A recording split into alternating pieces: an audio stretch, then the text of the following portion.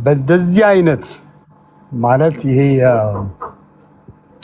ፊስቱላ ምናምን እየተጠቁ ከዛ በኋላ ደግሞ ያው የዚህ የሳይኮሎጂካል ትራማው እንደምታየው ከባድ ነው። ኮሚኒቲ ስቲግማ አላስፈላጊ ግዝና ተደፈሪ ምናምን ያ አሁን ሪሰንትሊ ወደዚህ ነው ዩኬ አሁን ወደ ከመምጣቴ በፊት ከላስታ 48 ኪሎ ሜትር ርቀት ሁለት የ18 እና የ10 ልጆች ተደፍረው በመከላከያ ተደፍረው አረገዙ። ያው ሰዎች ያገሉሻል፣ ዲስክሪሚኔት ያደርጉሻል እንደዛ አይነት ነገር ሲመጣ። አዎ የጠላት ትራፊ ነው የሚባሉት። የጠላት ትራፊ አማራጭ በሰሜኑ ጦርነት ማሆን ተባሉ ይጅንታ ምናምን አማራ ክልል ላይ ነው ሞር ትሪያኩት ትግራይም ላይ በደንብ ነበረ በጣም እና ስፔሻሊ አሁን ያለው የአገዛዙ ጦርነት እንደው በየትኛውም በለው ዲሲፕሊን አይደለም። yes እነዚህ ልጆች አማራጫቸው ምንድነው? ማስወረድ ነው። ኢሌጋል አቦርሽን ያንን አደረጉና ሞቱ። ስንት ተስፋ ያላቸው በሰሜኑ ጦርነት የነበረው ሴቶችን እንደ አንድ ለጦር ማስያዣ ይደረግ ነበር ማለት ነው ወሰች እና ይሄ ሊቆም ይገባል። ኢትዮጵያ ውስጥ በጣም ነው። እኔ ሴት ልጅ አለችኝ። እኔ ዩኬ ነው ያለሁት። ልጄን ሳስብ አሁን በጣም ፈራለሁ። ብዙ ጭራቆች አሉ። for the first time እኔ አባቴ ጋር አብሬ አላደኩም። ምክንያቱም አባቴ ፖሊጋሚስት ነው የነበረው፣ የተለያዩ ሚስቶች ነበሩት እና መቆም አለበት ብዬ በብዙ ነገር እንትን ብሎ አክስቴ ጋር ነው ያደኩት። ይሄ በደንብ ሊሰራበት የሚገባው ነገር ነው ጆርዲ። ግን እዚህ ላይ ግን እኔ አይ ቲንክ እንደ ሀሳብ መስጠት የምፈልገው ግን አፍራሽ ነው ሲባል ሰምተህ ታውቃለህ? ያ አይ ኖ ማህበራዊ ስሪት አለ ማለት እኔ እንግዲህ ያደኩበት ካልቸር አለ።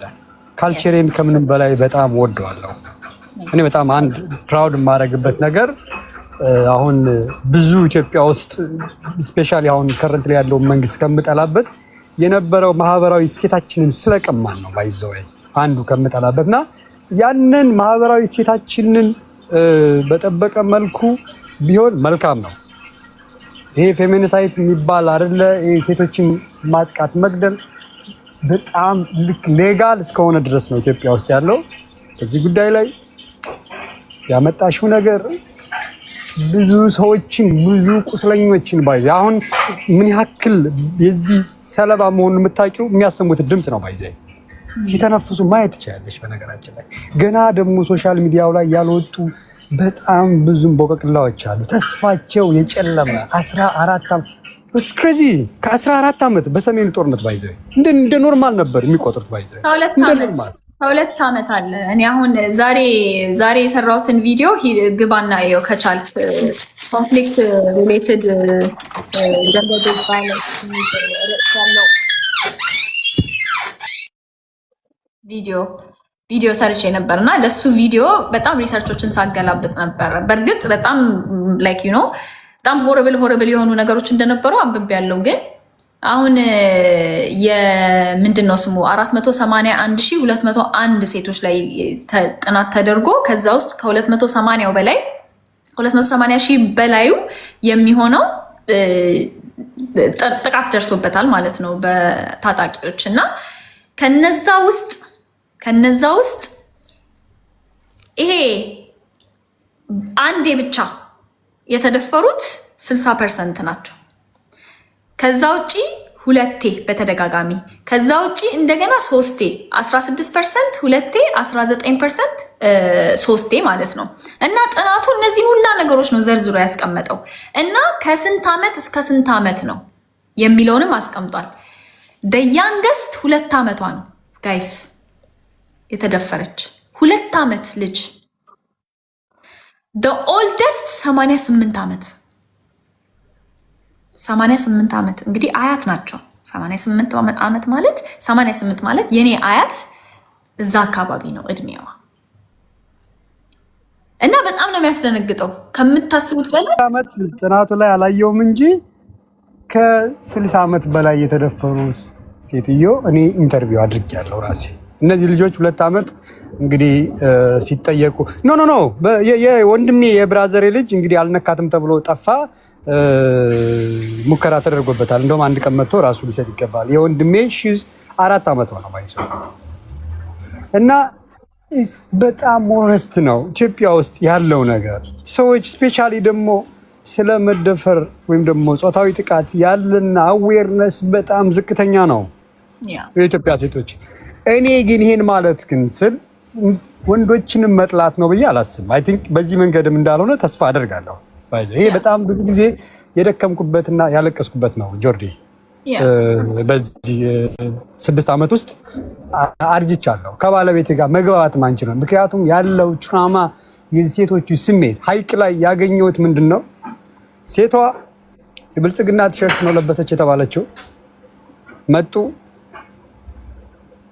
ልክ ደፈሩና ለ4 ደፍረው ማህበረሰባችንን ጎመን እንኳን ባይዞ ቀንጥሶ ለመብላት አሁን እኛ አካባቢ የበቀለ ጎመን እንኳን ቀንጥሰን ለመብላት እንቸገራለን። እዘር ፍሬያቸውን በግድ ሁሉ አስገደው ነው ያበራት። እዛ ሲሄድ እኔ ምላሷን አውጣ ፊል በጣም ነው ብቻዋን ተገላለች። ሰዎች ሊንከባከባት የሚችሉ ሰው ሙሉ አልነበረም።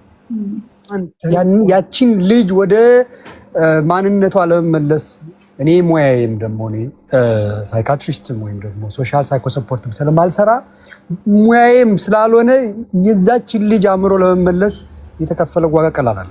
ከዛ 2-3 ሴቶች ከአሜሪካ በደርግ ጊዜ ዶክተሮች ነን ብለው መጥተው ነው እነሱ ይዘው ምናምን ያሏት። ከዛ በኋላ ደባርቅ አካባቢ የ67 ዓመት ሴትዮ ባይዘ she was exactly same age as my mom ባይዘ የእናቴ የእድሜ ተመሳሳይ ናቸው። እንደዚሁ ልጆች መከላከያ ናቸው ተብላ ተደፍራ ለ4 ተደፍራ አሁን ሙታለች። ፌስቱላ መቆጣጠር አትችልም። በቃ ሰገሯ ምናምን መቆጣጠር አትችልም። እንደዚህ አይነት ወረስት የሆነ ማህበረሰብ ነው ያለ በነገራችን ላይ ሀገራችን። ይሄ ማለት ግን ጀነራላይዝ ደግሞ ማድረጉ ደግሞ አግባብ ነው ብዬ አላስብም። ጥሩ ወንዶችም አሉ።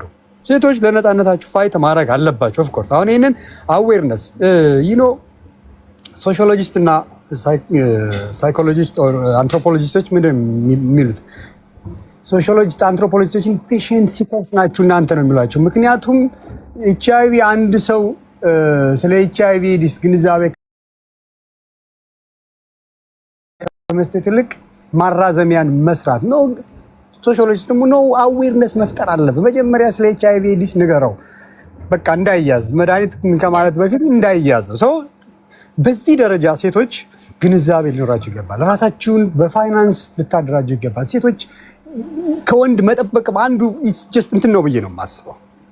ከወንድ በጠበቅሽ ቁጥር ላይ ሞራልሽ እንትን እያለ ነው እንደፈለገ እንትን እንዲብልሽ ነው እንዲጫወትብሽ ነው የምታደርጊው። ያ ማለት ግን ደግሞ ተፈጥሮ ደግሞ ህግ አለ ደግሞ ወንድና ሴት ደግሞ ተጋብቶ ሰዎች ዘር ይኖራሉ፣ ልጆች ያፈራሉ ምናምን። አይ ቲንክ ይሄንንም ህግ መተው የለብንም እና ካልቸርም አለ ሰው። ግን ለነፃነታችሁ ግን you have to fight። በቃ ኢትዮጵያ ውስጥ ያለው ስፔሻሊ እኔ በዚህ በነበረ 6-7 ዓመት ውስጥ ያረጋገጥኩት ነገር ቢኖር ሲስተሙ ሴቶችን ያገለለ ነው።